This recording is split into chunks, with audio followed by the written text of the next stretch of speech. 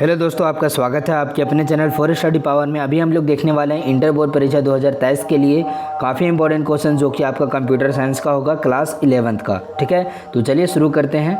पहला क्वेश्चन देखिएगा, पूछ रहा है आपसे कि सेकेंड जनरेशन कंप्यूटर यूज्ड, मतलब जो सेकेंड जनरेशन कंप्यूटर है वो क्या यूज़ करता है। तो यहाँ पे बिल्कुल करेक्ट आंसर हो जाएगा transistor instead of vacuum tubes. ठीक है, वैक्यूम ट्यूब्स फर्स्ट जनरेशन में यूज होता था और सेकेंड जनरेशन में वैक्यूम ट्यूब के जगह पर ट्रांजिस्टर यूज होता था। ठीक है, तो यहाँ पे ऑप्शन नंबर ए जो है बिल्कुल करेक्ट आंसर हो जाएगा। अगला प्रश्न देखिएगा आप लोग, यहाँ पे अगला प्रश्न क्या कह रहा है कि who invented the adding machine. ठीक है, कौन इन्वेंट किए हैं एडिंग मशीन को। तो यहाँ पे ब्लाइज पास्कल आपका करेक्ट आंसर हो जाएगा। लेकिन यहाँ पे अगर पूछता कि इम्प्रूव कौन किए हैं, who improved the adding machine, तो आपका गॉटफ्रेड लेबनिज हो जाता। ठीक है, तो यहाँ पे करेक्ट आंसर क्या हो जाएगा इस क्वेश्चन का, ऑप्शन नंबर बी हो जाएगा। ओके, अगला प्रश्न देखिएगा, यहाँ पे अगला प्रश्न आपसे पूछ रहा है the first electronic computer was developed in the year. ठीक है, कौन से ईयर में फर्स्ट इलेक्ट्रॉनिक कंप्यूटर डेवलप किया गया था। तो 1946 में आपका करेक्ट आंसर हो जाएगा यहाँ पे ऑप्शन नंबर बी। अगला देखिएगा, अगला प्रश्न आपसे पूछा जा रहा है यहाँ पे how many unique symbols are there hexadecimal number system. ठीक है, कितना यूनिक सिंबल होता है हेक्साडेसिमल नंबर में। तो यहाँ पे बिल्कुल करेक्ट आंसर हो जाएगा 16। ठीक है, ऑप्शन नंबर ए जो है आपका करेक्ट आंसर हो जाएगा। अगला देखिएगा, अगला प्रश्न है आपसे यहाँ पे पूछा जा रहा है कि how many bytes are these in 1 kilobytes. 1 kilobytes में मतलब 1 KB में कितना होता है बाइट्स। ठीक है, मतलब बाइट्स कितने होते हैं। तो यहाँ पे देखिएगा इसका करेक्ट आंसर हो जाएगा 1024 बाइट्स होते हैं 1 KB में। ठीक है, चलिए आगे देखते हैं। यहाँ पे अगला प्रश्न आपसे पूछा जा रहा है यहाँ पे which of the following is the default start mode for Windows. ठीक है, तो यहाँ पे बिल्कुल करेक्ट आंसर हो जाएगा normal mode, option number B आपका करेक्ट आंसर हो जाएगा यहाँ पे। अगला देखिएगा, अगला प्रश्न आपसे पूछा जा रहा है यहाँ पे the first system NTFS stands for. NTFS stand for क्या होगा यहाँ पे। तो बिल्कुल न्यू टेक्नोलॉजी फाइल सिस्टम हो जाएगा आपका correct answer, option number B यहाँ पे करेक्ट है। अगला देखिएगा, अगला प्रश्न आपसे पूछा जा रहा है कि dot dot dot is the layer of a computer system between the and R and the user. ठीक है, तो यहाँ पे बिल्कुल करेक्ट आंसर हो जाएंगे आपके ऑपरेटिंग सिस्टम। ठीक है, ऑप्शन नंबर ए आपका यहाँ पे करेक्ट आंसर है।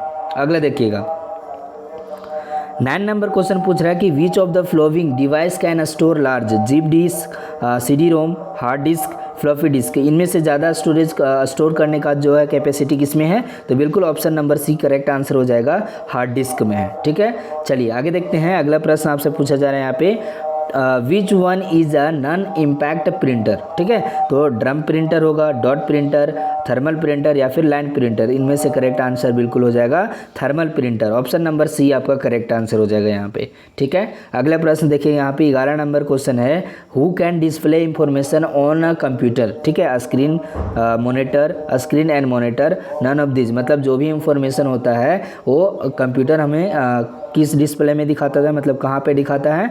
तो बिल्कुल स्क्रीन पे दिखाता है और मॉनिटर पे भी दिखाता है। तो यहाँ पे ऑप्शन नंबर सी जो है करेक्ट आंसर हो जाएगा। ठीक है, चलिए आगे बढ़ते हैं। यहाँ पे देखिएगा in C++ two symbol is used to, मतलब यहाँ पे जो इस टाइप का सिंबल होता है उसे यूज़ किया जाता है किस फॉर्म में।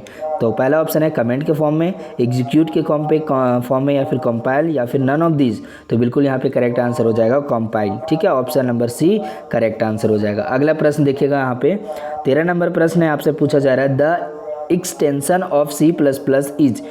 C++ का एक्सटेंशन क्या है। तो यहाँ पे बिल्कुल करेक्ट आंसर हो जाएंगे CPP। ठीक है, ऑप्शन नंबर बी जो है आपका करेक्ट आंसर हो जाएगा यहाँ पे।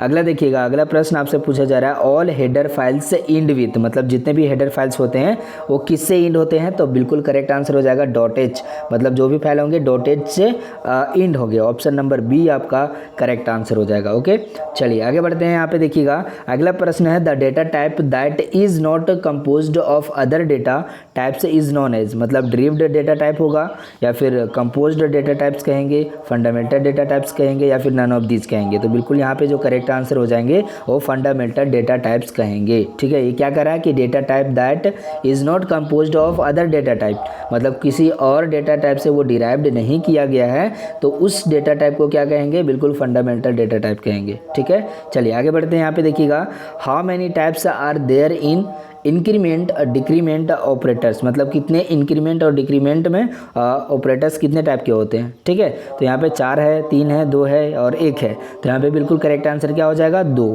ठीक है। 2 टाइप का होता है, तो आप लोग करेक्ट रखिएगा ऑप्शन नंबर सी, ठीक है। चलिए आगे बढ़ते हैं। यहाँ पे 17 नंबर क्वेश्चन देखिएगा आपका, यहाँ पे है logical operator and is denoted by. And जो ऑपरेटर है लॉजिकल ऑपरेटर, वो किससे डिनोट किया जाता है, यहाँ पे सिंबल दिया गया है। तो यहाँ पे बिल्कुल करेक्ट आंसर हो जाएंगे यहाँ पे ऑप्शन नंबर डी वाला सिंबल, ठीक है। यानी इस टाइप से हम लोग उसे डिनोट करते हैं। चलिए आगे बढ़ते हैं हम लोग, देखते हैं यहाँ पे 18 नंबर प्रश्न आपका है। यहाँ पे पूछ रहा है कि which operator has the lowest precedence, मतलब लोवेस्ट प्रेसिडेंस जिसमें होगा वो ऑपरेटर कौन सा है। यहाँ पे 4 ऑप्शन दिए गए हैं, इनमें से करेक्ट आंसर क्या होंगे, तो बिल्कुल यहाँ पे कोमा वाला जो है करेक्ट आंसर हो जाएगा ऑप्शन नंबर बी, ठीक है।